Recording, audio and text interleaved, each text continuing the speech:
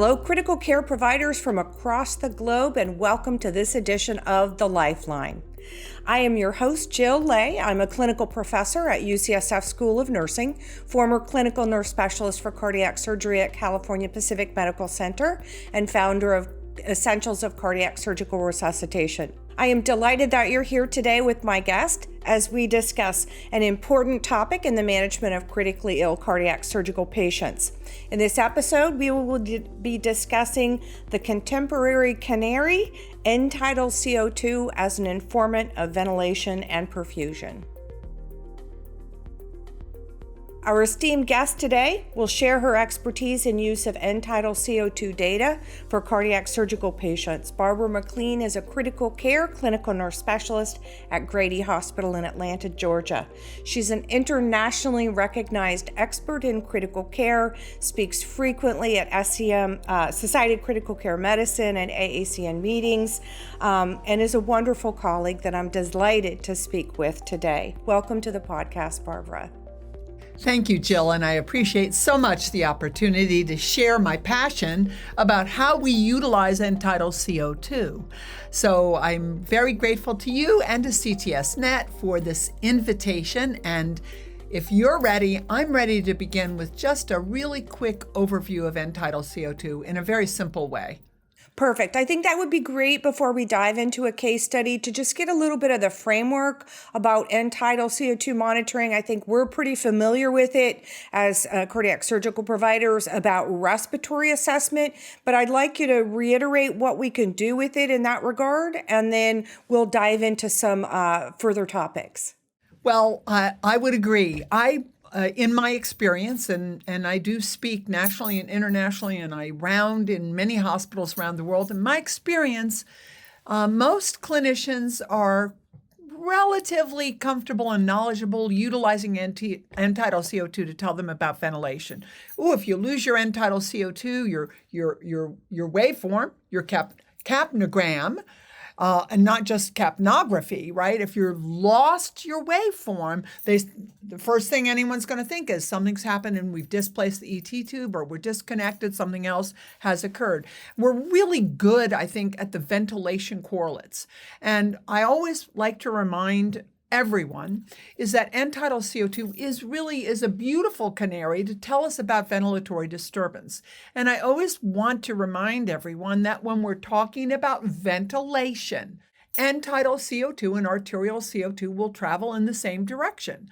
So if you are hyperventilating, your arterial CO2 goes down and your End-Tidal CO2 goes down.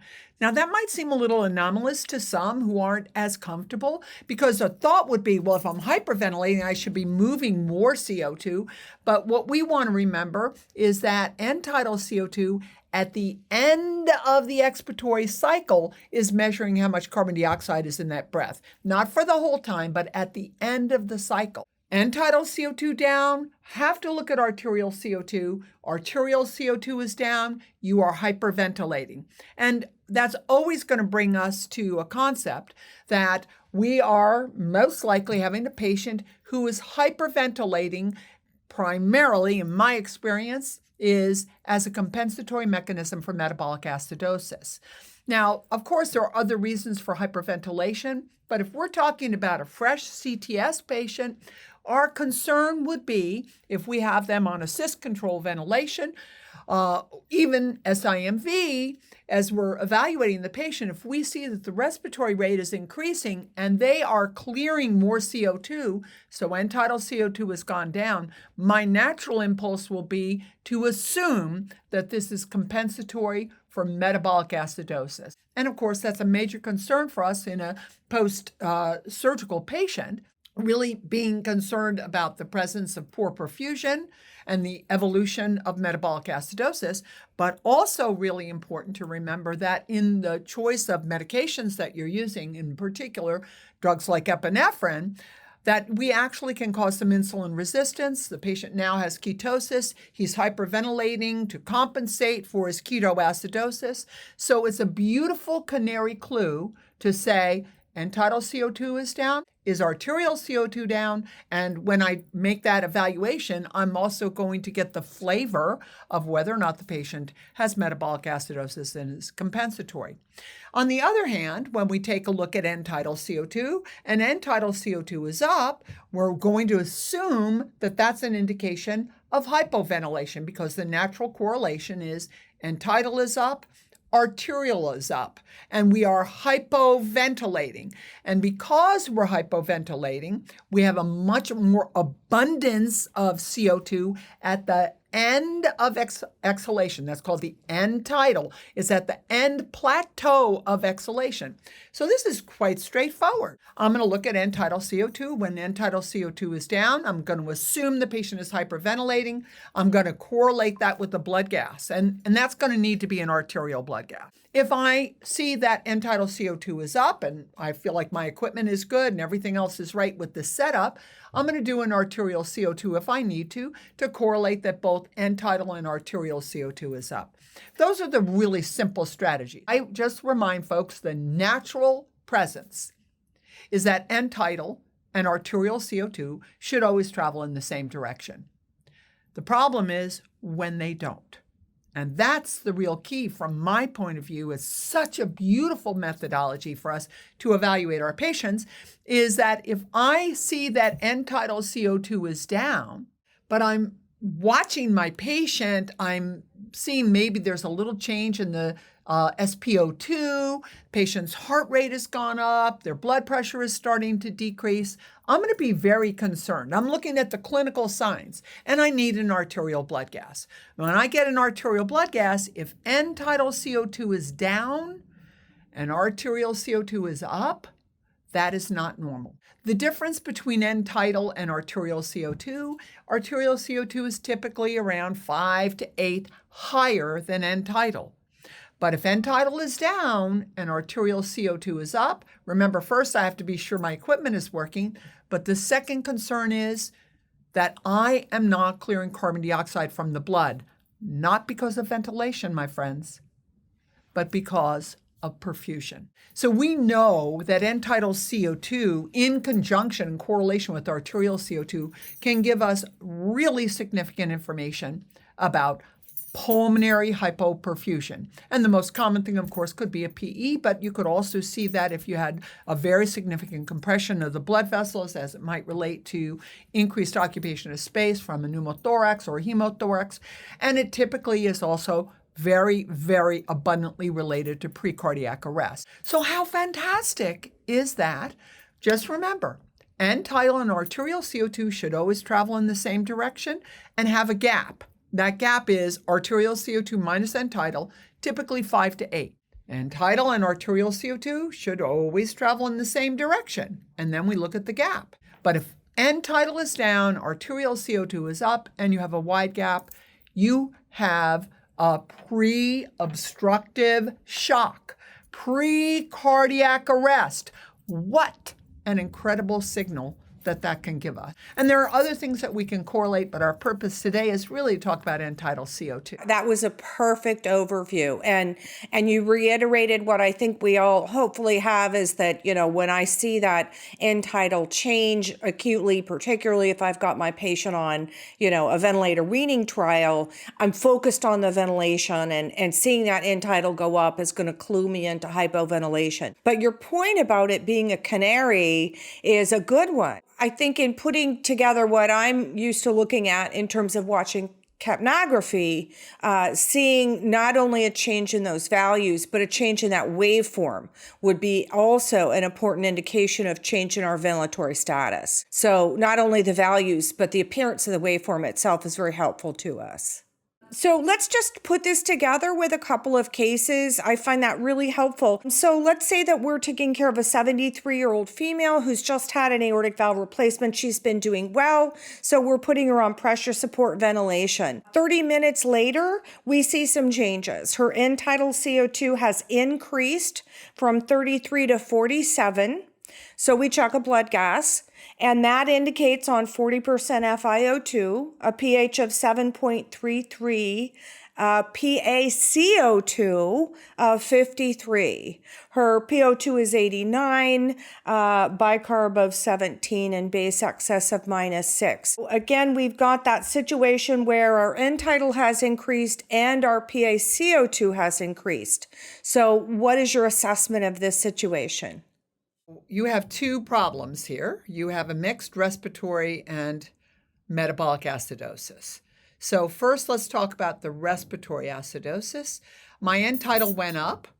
My arterial went up, and I think the numbers were 47 and 53, right? So End-Tidal is 47, arterial is 53. That's not horribly abnormal, but it's abnormal. And this tells me that the patient is hypoventilated. Now, here's the problem that I see is that in addition to that, you have metabolic acidosis because your bicarb is down, your base is in deficit. So naturally, what you would be asking the patient would be to breathe faster because you want them to compensate. So our expectation is with metabolic acidosis, our expectation would be the End-Tidal would be down, the arterial would be down in order to try to maintain the pH at a normal level. You have a mixed respiratory and metabolic acidosis. I'm not sure why the pH isn't a little bit more acidotic, but it is a little acidotic. So we've got some concerns about that. But in terms of what we're thinking about, which is the relationship of End-Tidal to arterial, End-Tidal is up, arterial is up, and the gap between them is around 6. So that means End-Tidal is appropriately predicting arterial CO2, and this is an issue with ventilation. You have bigger issues for your patient than just hypoventilation because they also are having metabolic acidosis, which is of concern as well.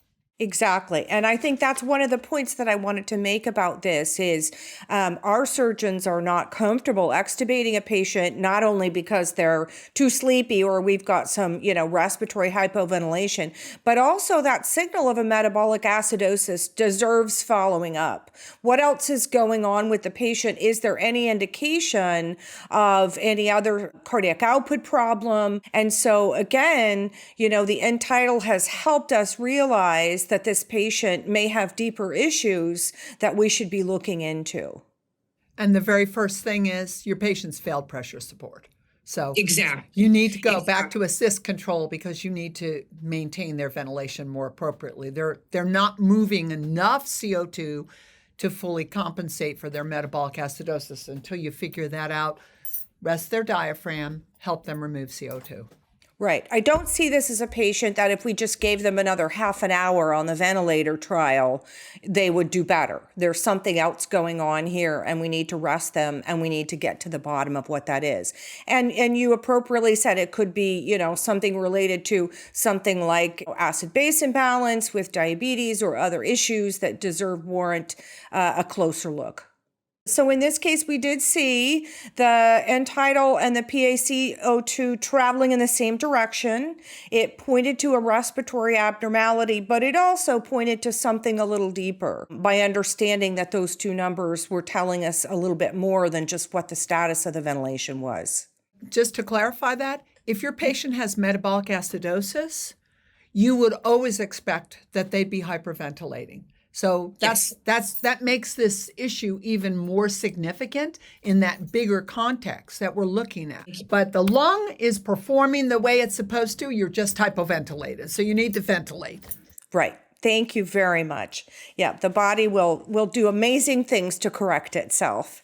Let's take a look at another case that maybe won't be quite so straightforward. Let's say this is the same patient, a 73-year-old female following an aortic valve replacement, only this time she's begun to complain of some chest pain. Her End-Tidal CO2 in this case has fallen from 33 to 25. At the same time, we check a blood gas on 40% FiO2, and we see that she is acidotic with a pH of 7.31, and her PaCO2 is 48. So we have an End-Tidal of 25 and a PaCO2 of 48, along with, again, some hypoxia with a PO2 of 84 and a bicarb of 16. So now we've got that situation that you talked about where these values are going in different directions. Could you explain to us a little bit more about the significance of that? I actually see this a fair amount in my clinical practice, and I'm always having discussions about it because the natural inclination is that when a clinician looks at an arterial CO2 that's a little bit elevated with a lower pH, first of all, your patient has metabolic acidosis. We already know that. But now we're looking at I want to increase my ventilatory support to try to blow off CO2. So what naturally happens is our providers might say, let's increase minute ventilation. Maybe I'll increase the respiratory rate. Maybe I'll increase the tidal volume, probably more likely the respiratory rate. And then we see the next blood gas, the patient has gotten worse. So, oh my God, well, I did the right thing to blow off some CO2. Why did that happen? Well, it happened because what was missed is that the End-Tidal went down to 25 and the arterial CO2 went up, and the gap between them was greater than 10. End-Tidal minus arterial, gap greater than 10, which means that this is actually more about perfusion. And a lot of times the ventilatory strategy to try to blow off more CO2 would be to change minute ventilation. And as we change minute ventilation, we actually create even a bigger problem because now we might have some other compression kinds of issues to the pulmonary vasculature, which we already have a problem with the blood flow. This is not simple. And it is a problem that we see a lot. And we see it even with the most experienced providers because our natural inclination is when we see an arterial CO2 that's elevated and an End-Tidal CO2 that's wrong, the first thing is End-Tidal isn't working. Ignore it. The second thing is increase tidal volume and or respiratory rate to increase minute ventilation to blow up more CO2. And then on the next blood gas, the patient's gotten worse. Because our natural inclination is to say End-Tidal's not working. And our second is let me clear more CO2. But the process by which we try to clear more CO2 can actually affect profoundly the perfusion through the pulmonary vault because it's changing the thoracic pressure, changing the venal volume load to the right ventricle, which then changes the amount of blood ejected into the pulmonary vault. And we're not using it as the incredibly beautiful canary that it is in this situation to say, I have a problem, but I can't fix this with ventilation. It's a pulmonary perfusion problem. So the natural perspective would be, of course, let's be sure everything is working correctly with the equipment. We always want to do that. I'm going to take a step back. I'm going to look at what the CVP is. Has the CVP increased? As the CVP increases, is my blood pressure dropping? Is my stroke volume dropping? I can use a lot of other things, and I can use the blood gases I've already done to actually be able to look at this more effectively. Most importantly, if the problem is pulmonary perfusion, you're going to have to affect that pulmonary perfusion. But this is a fantastic diagnostic clue. The separation of something that should always travel in the same direction is when End-Tidal is down and arterial CO2 is up. And it doesn't have to be abnormally up, but the gap is wider than 10. This tells you your issue is more likely about perfusion. And in this age of early recognition of right ventricular dysfunction, and of course, issues of obstructive shock, this is an incredibly abundant, brightly feathered canary that I think, unfortunately, we're not using quite as effectively as we could be. I absolutely agree with you. And I love the way that you describe this and its utility. Again, I just to sort of reiterate, I think we in cardiac surgery have underutilized this tool. I think we've attached it to ventilatory status almost exclusively. And if we don't like the numbers, we just disagree with with it and we ignore it. And what you've pointed out is that it's an invaluable tool. And I love that little pearl that, my End-Tidal and my PaCO2 for my blood gas should be within 10. And if there's a gap of greater than 10, that means that there's been some disassociation between ventilation and perfusion at the pulmonary level, and that warrants further investigation. It could be a variety of things, and it could be a variety of strategies to correct it. But particularly with you brought up the right-sided dysfunction. I know you speak quite a bit on that. With so many devices in place and so many patients susceptible to right ventricular failure, seeing that tool as a clue, a canary for predicting those problems is just invaluable. And sometimes folks will say, well, what about if End-Tidal is up and arterial CO2 is down? That really is highly unlikely and would be something very, very extraordinary. So I just want to make sure that we're really appreciating that the difference when End-Tidal is down, arterial CO2 is up, because that is the biggest canary of all time for us in terms of looking at pulmonary blood flow dynamics, especially if we're talking about in the age where we're really not using aggressive invasive monitoring, or maybe we are, but generally not, that this is one of the nice ways to really look at that pulmonary perfusion. And maybe in another time we can talk about other indicators and things that we can use that will tell us about systemic perfusion. Thank you. I really appreciate the discussion. I believe our audience is always striving to use every technology that is the least invasive way possible to gain information about our patients. And we have a global audience here, and I know you have an international focus in your talk. I think that was the other thing I wanted to point out. End-Tidal is widely used around the world for its utility, and I think we underutilize it here to some extent. And I really appreciate this discussion. Any final thoughts about our canary that we can pay a little bit more attention to? It is appearing much brighter yellow today. Good. Well, that's my number one goal. And that is just really, really important to appreciate that most folks are using End-Tidal beautifully. They're using it to give them information about ventilation, and I applaud that, and I think that's really important. And I want to underscore really appreciating the relationship between the two, that they should be like a beautiful married partner traveling together, going to Paris. And when they get separate, I loved how you said that, the dissociation, just like they're getting a divorce. And the End-Tidal going down, arterial going up, are of major concern to us, but also want to remind you, make sure that you're calibrated, that your connections are good. But if you've done that, then you have to trust the information, because you trust it when they travel in the same way. Now we need to trust it when it travels in the opposite way. Wonderful point. Thank you. And all the technology that we have at our disposal is not going to help us if the data isn't accurate. So it's always the first thing to do is to make sure that your equipment is calibrated and accurate and giving you factual information. But don't just assume that because you don't like what it's telling you. Absolutely. And we don't want End-Tidal to kind of go to what I would call the execution of the PA catheter, because the PA catheter gave us such incredible data, but we knew from all of the studies that actually looked at the value of the PA catheter that people were misinterpreting or misusing the information.